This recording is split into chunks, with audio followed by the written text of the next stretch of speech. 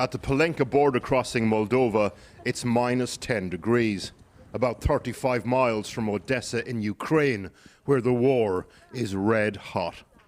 This is the nearest point through which to escape from a city almost completely surrounded now by Russian troops. We arrived into Moldova from Romania last night, convoys of evacuation buses going in the opposite direction. And as you drive along, you come across these large convoys, bus convoys of Ukrainian refugees being escorted by police to the Moldovan-Romanian border.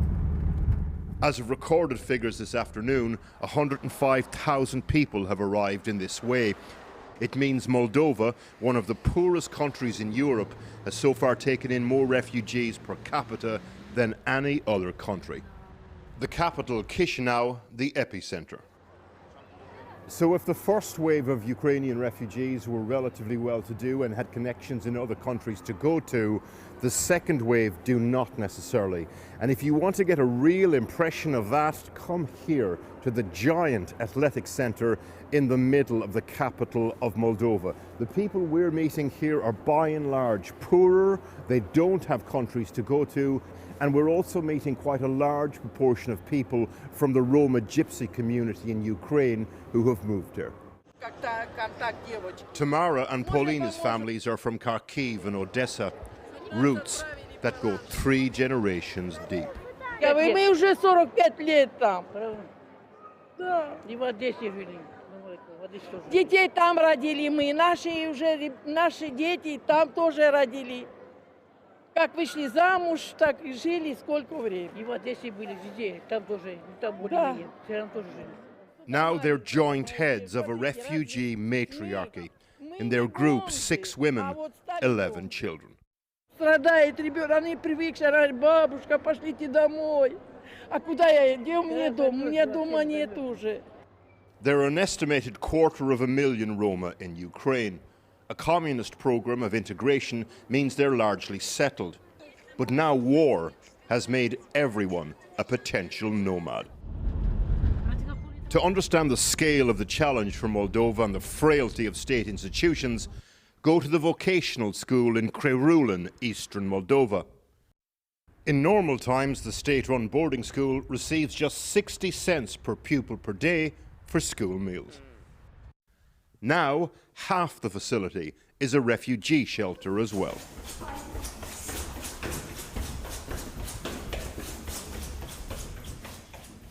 Room 302 is now home to Olga, her aunt, also Olga, and her daughter, Anya, including the children. Почему ты выбрал Спайдермена? Потому что он крутой. Are you a superhero? Yes. They're staying here close to the border because they're convinced they'll be able to move back to their house in Odessa soon. Can you explain to me what did that house mean to you? Наш дом означает родина. Что может означать? Это наша родина. Это все.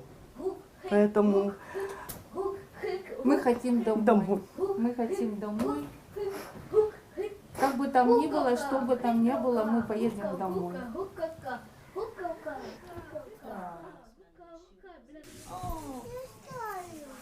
For 2 weeks now, we've been travelling along the border with Ukraine, and watching the sort of civic mobilisation to deal with this refugee crisis has been something to behold.